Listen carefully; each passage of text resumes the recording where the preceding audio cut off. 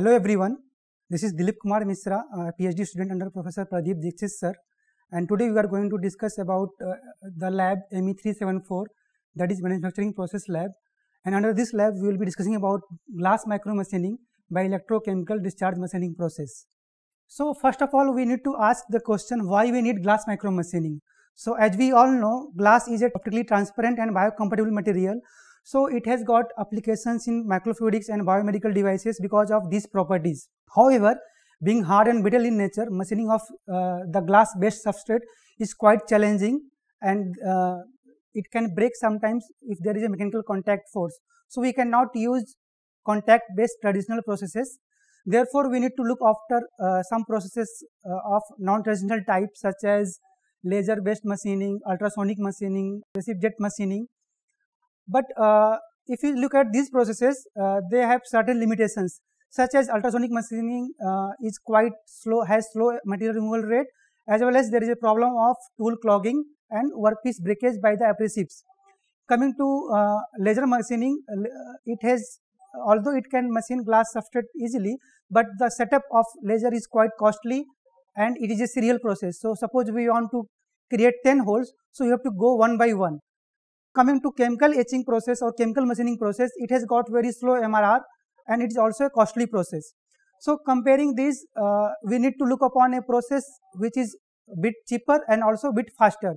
So electrochemical discharge machining is one of the process which fits in this regard. So here is a table for the comparison of the several processes. So we can see that comparing all the processes, ECDM seems to be quite economical as well as the faster process. Right. So this is the in-house developed ECDM setup. So we can see the setup consists of a processing chamber or the machining chamber. We have got a electrolyte circulation system. Then we have got a power supply. It is a pulse DC power supply. Then we have got an XYZ motion controller, on which we can control our tool and workpiece motion precisely. We have also got a polishing machine, and optical microscope. So using this polishing machine and optical microscope, we will create our tools. So basically creating the tools I will explain later on. So moving on forward with the ECDM process. So let's talk about the ECDM basic principle.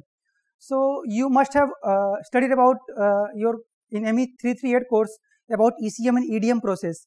If you recall, ECM and EDM both can be used to machine electrically conductive materials. But to machine electrically non-conductive materials such as glass or ceramics such as Al2O3 or zirconium oxide, we cannot use ECM and EDM.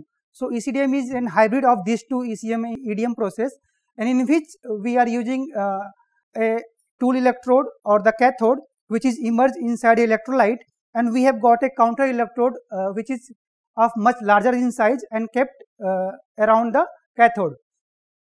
And then we are applying the potential across these two electrodes, and also we are placing our substrate, that is glass based substrate, close to the tool electrode. In this image the glass substrate is not shown, but basically we keep our glass substrate very close to the tool, roughly around 10 to 15 microns gap.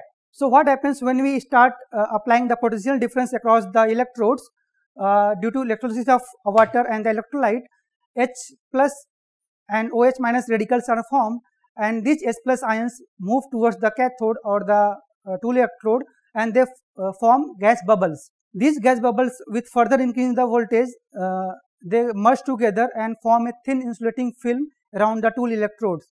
So at this point what happens, due to this thin film of hydrogen, there is a dielectric medium. This thin film acts as a dielectric medium and it insulates the tool with the electrolyte.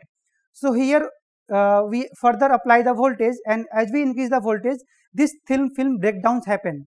So you must be heard about that in EDM, dielectric breakdown takes place, and due to which there is a electro discharge taking place, and because of this electro discharge, high velocity electrons move towards the workpiece and they collide with the workpiece and they transfer their energy, and due to which there is a thermal melting vaporization of the workpiece, and due to this process there is a material removal. So same things takes place here also, but what happens, the electrons while moving towards the counter electrode or the anode, they also strike the glass workpiece, which is kept in this place, in this case very close to the workpiece.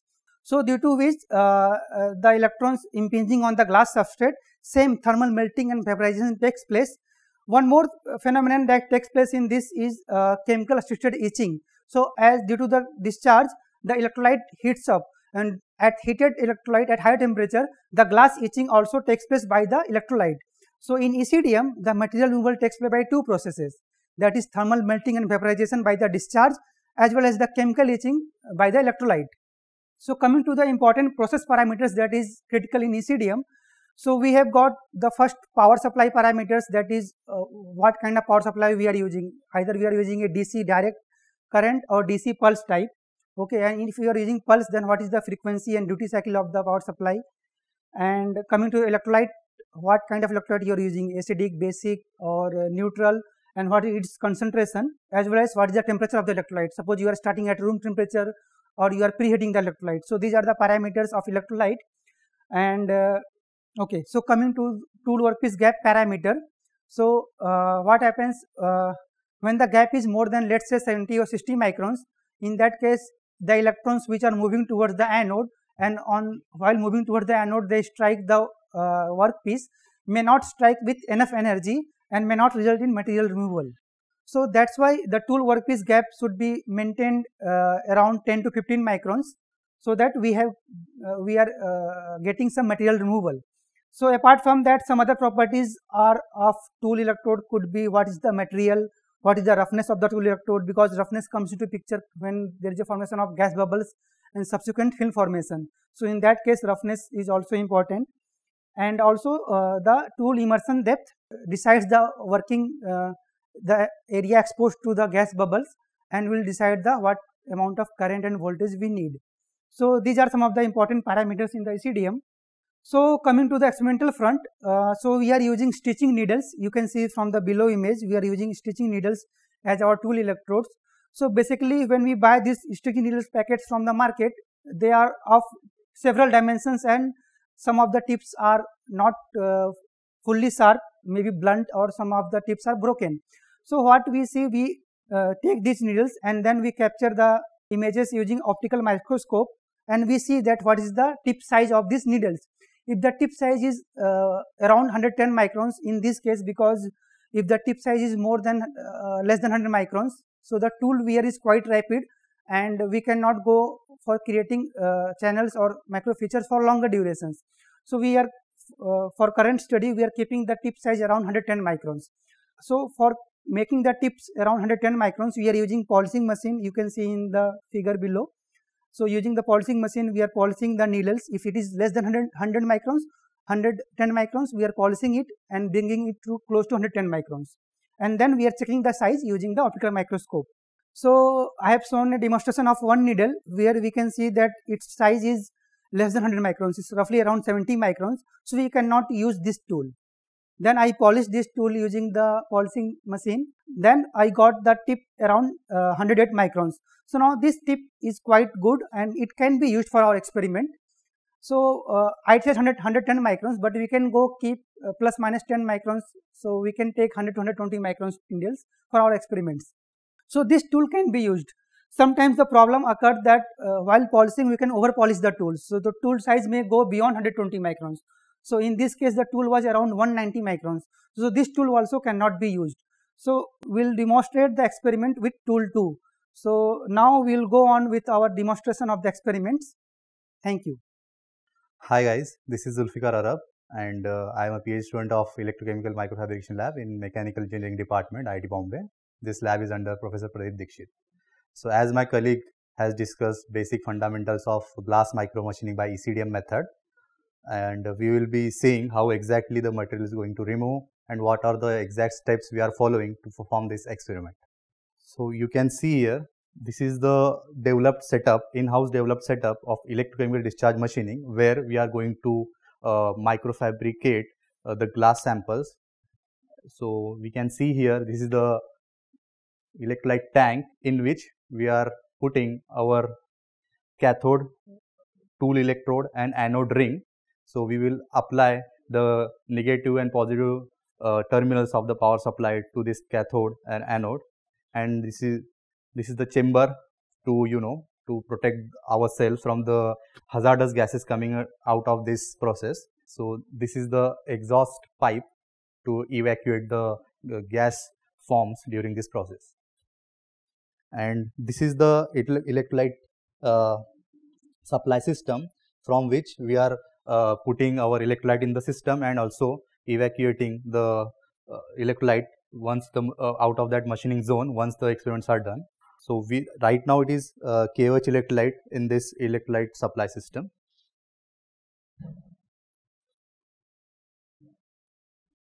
So here we can see our tool electrode, which is we are using as a cathode, and this is our glass workpiece in which we are going to fabricate the microchannels. And this is the pulsed power supply which we are going to use to perform the experiments, in which we have main MCB, then we will provide output on with this button, green button, and off button with this red button. Then we have 3 knobs for voltage supply, duty cycle supply, and frequency supply. So here by varying or rotating these knobs, we are going to vary the voltage, pulse, frequency and duty ratio as per our need. This is 3-axis controller which will be used for adjusting our XYZ stages. Suppose if you want to move down, our tool electrode we need it to move down in the process. So we can use this 3-axis controller, and this is the interface of that software which we are going to use. So here we put our program. So we write our code in G codes and M codes, and we give it as an input to our XYZ controller, and as per that our tool rotates. So here is the geometry of that program. So suppose if you want to fabricate spiral microchannel like this, so we will give this program and tool will be rotating as per this design program. So this is the electrolyte tank where our machining is going to take place. So we have attached the tool electrode already here. So this is connected by this black wire which will act as cathode, and we have also adjusted or fixed our workpiece, that's glass sample, on the fixture designed for the square samples. And we have a anode ring. This is stainless steel ring which is connected to this red wire, which is anode or positive terminal. And this is the inlet through which electrolyte comes in, and this is the outlet through which electrolyte goes out. And this knob is used to control the electrolyte level, or you can say immersion depth of the tool electrode. And this will be moved down, and we will be adjusting the gap between this workpiece and tool by moving down the Z-axis of the controller. So for this experiment, we are going to use a very low cost commercial needle available in the market. So this is the packet of number of needles which we can purchase from the market. Here the tip sizes are different since they are not precisely manufactured, so tip sizes may be different. To perform multiple experiments, we needed tools with equal or uniform tip size. For that, check this in microscope and polish as per our required dimension. So here is the polishing paper on which we manually try to put this needle on the polishing paper and polish it. Then we again go and check this tip size change in the microscope. So we have this microscope which is capable of producing 2D and 3D images of the tool electrode. So as I already said, after polishing we need to check the tip dimension. So this is the software on which we can see the image of the tool electrode after scanning it under this microscopic lens. So this is the interface, and this is the actual place where the lens is, and we are going to scan it. So this is the lens head under which we have kept our needle after polishing to check what is the size of that. So you can see we have taken a glass substrate on which we have kept our needle. After scanning the tool electrode, we will get this image in the microscopic interface software, and using this dimension module of this software, we can actually measure the dimensions. So here you can see the tip size is around 113. So our target is 110. So plus minus 5 micron allowance we will give. Okay, after confirming the dimension, we take this tool and perform the experiments. So after we have finalized the tool dimension, we will mount the tool in the our z-axis stage as shown in this figure, and then we have also mounted the workpiece. So right now you can see that the tool workpiece gap is quite large, and as we discussed earlier, the gap should be close to 10 to 15 microns. To maintain that gap is quite challenging because here the glass is non-conductive material, so we cannot go for contact batch process to check the electrical connection and set zero axis. Therefore, we are using a thin sheet of known thickness, that is, in this case we are using a molybdenum sheet of thickness 300 microns, and then we will bring our tool downwards using the microcontroller, and when the tool touches this molybdenum sheet and the sheet is not able to move in XY, we ensure that the thickness or the gap between the tool and workpiece, in this case glass substrate, is around 300 microns. Then to bring the tool to 10 to 15 micron gap, again we will use our microcontroller and keep the gap between the tool and workpiece precisely to 15 microns. So now we have set our tool workpiece gap to 15 microns from the microcontroller. So now we are going to start the electrolyte flow. So you can see that we have got an inlet pipe and an outlet pipe, and we are maintaining the electrolyte level using that knob my friend is showing. So using that knob we are controlling the electrolyte level or the immersion depth of the tool. So we have already marked the level that is need to be maintained. So using that known knowledge, we have fixed our valve. So you can see here we have maintained an electrolyte level constant by managing our control valve, and right now the immersion depth of the tool electrode is roughly 2 mm. So now we will start the power supply. So we have switched on the power supply, and we are going to increase the voltage slowly.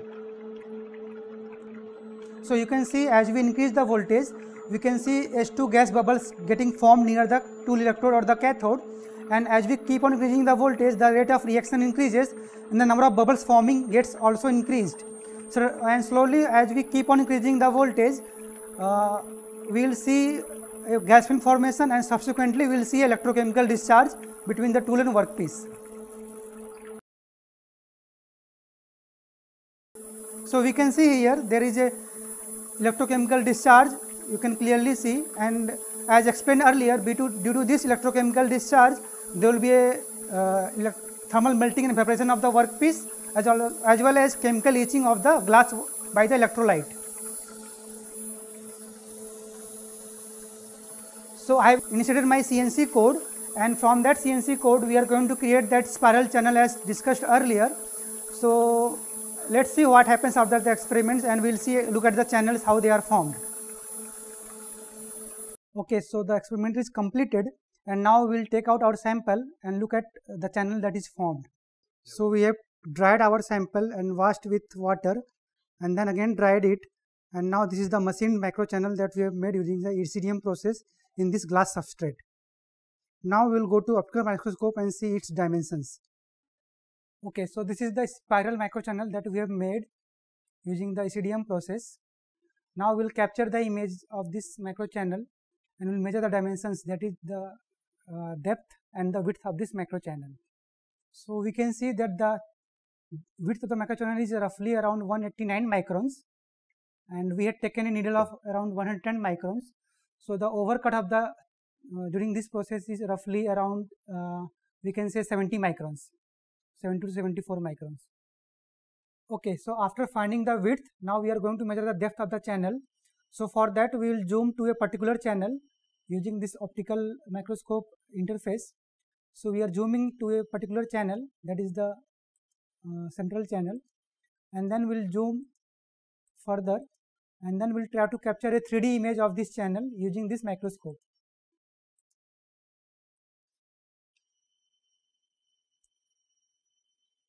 So increase the brightness and adjust. So to capture the 3D image, we have to select 3D, and then we have to set a limit of Z upper and lower limit. So we'll move upward using this interface, and when the sample becomes defocused, we'll set our top limit, and then we'll bring downwards, and now the channel is focused, we'll go more downwards, and when the channel becomes defocused, we'll set our lower limit. So we can see that the range of the depth upper value and lower value of the Z is 265 microns, and now we will do the 3D acquisition.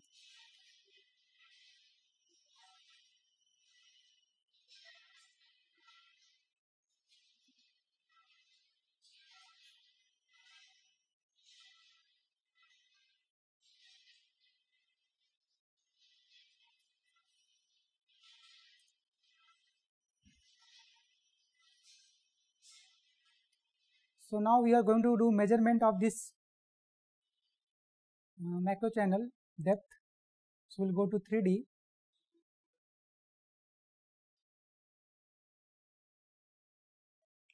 So this is the profile of the channel, and we'll go to measurement. Measurement will go to profile.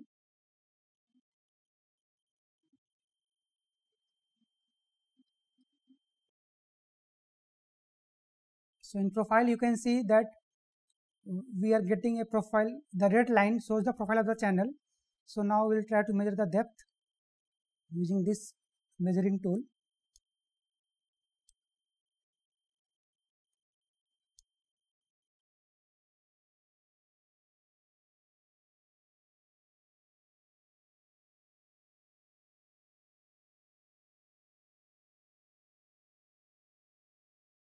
So we can see that the maximum height of the channel from the top surface is around 36.88 microns.